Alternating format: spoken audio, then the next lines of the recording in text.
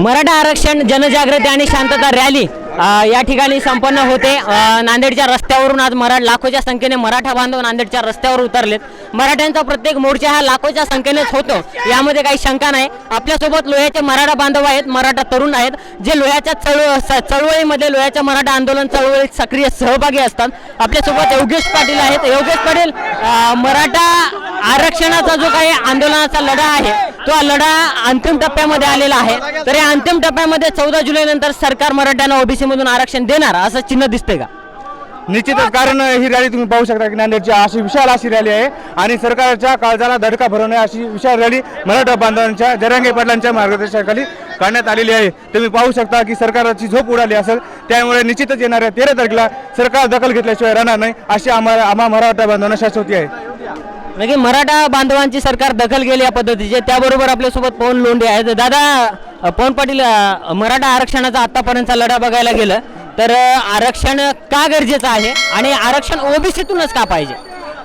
OBC मध्ये जेव्हा आपलं 27% जे बहुल ओबीसी आहे त्याच्यामध्ये 18% सोडलं तर उरलेलं हे मराठ्याचं आहे, आणि ते आपलं 1994 पासून जे अडकलेलं आहे ते आरक्षण आपल्याला भेटलेलं पाहिजे।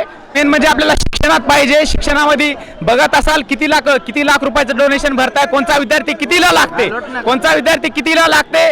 जर समजा आज ओपन वाल्याला 98% पडले तर दुसरे येऊन सीट घेऊन जातात आणि आपल्याला उलट लाखो रुपये डोनेशन भरावं लागते। त्यासाठी आरक्षण गरजेचं आहे।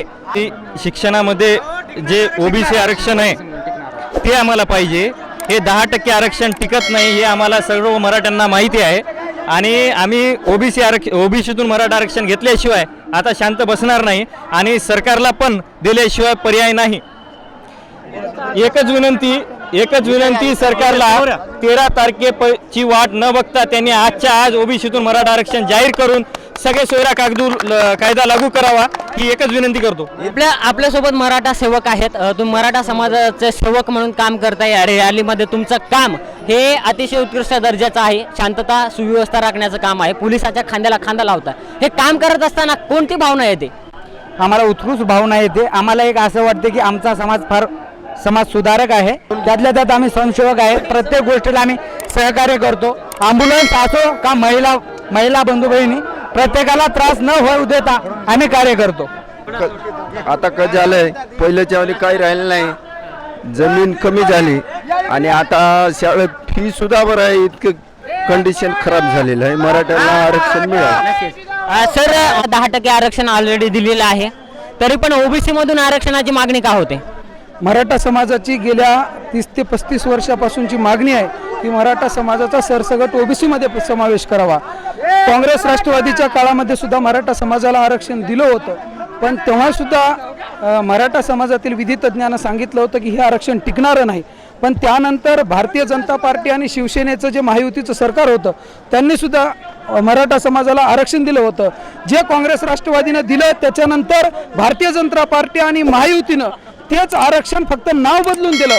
तेव्हाही समाजातल्या विधितज्ञांना सांगितलं की हे आरक्षण टिकणारं नाही आणि मराठा समाजाला 50%च्या आतलं आणि ओबीसी मधून जर आरक्षण दिलं हे आरक्षण टिकू शकते। गेल्या 32 वर्षापासूनची ही मागणी आहे आणि मराठा समाजाचा सरसकट ओबीसी मध्ये समावेश करावा आणि मराठा समाजाचं सरसकट ओबीसीकरण करून एक मराठा समाजाला न्याय द्यावा ही आजची मागणी नाही, कारण की ही मागणी शांततेच्या संयमतेच्या वेदना आजची नाही। हा समाज सहज उभा टाकला नाही, हा गेल्या अनेक वर्षापासूनचा हा लढा आहे आणि या अनेक वर्षापासूनच्या लढ्याला आज यश येताना दिसत आहे। गावागावामध्ये आम्ही खेड्याखेड्यामध्ये जायचो तेव्हा आरक्षणाची व्याख्या सुद्धा समाजाला माहिती नव्हती आणि आज समाज एवढ्या मोठ्या संख्येनं इथं आरक्षणाचा लढा घेऊन उभा टाकलेला आहे। खऱ्या अर्थाने नेमक्या वेदना आहेत आणि या समाजाच्या वेदना समजून सरकार मायबापानं लवकरात लवकर आरक्षण द्यावं, अन्यथा येणाऱ्या काळामध्ये मराठ्याचा संयम तुटल्यानंतर मराठ्याच्या रोषाला तुम्हाला सामोरं जावं लागेल, ही सरकारनी तयारी ठेवावी।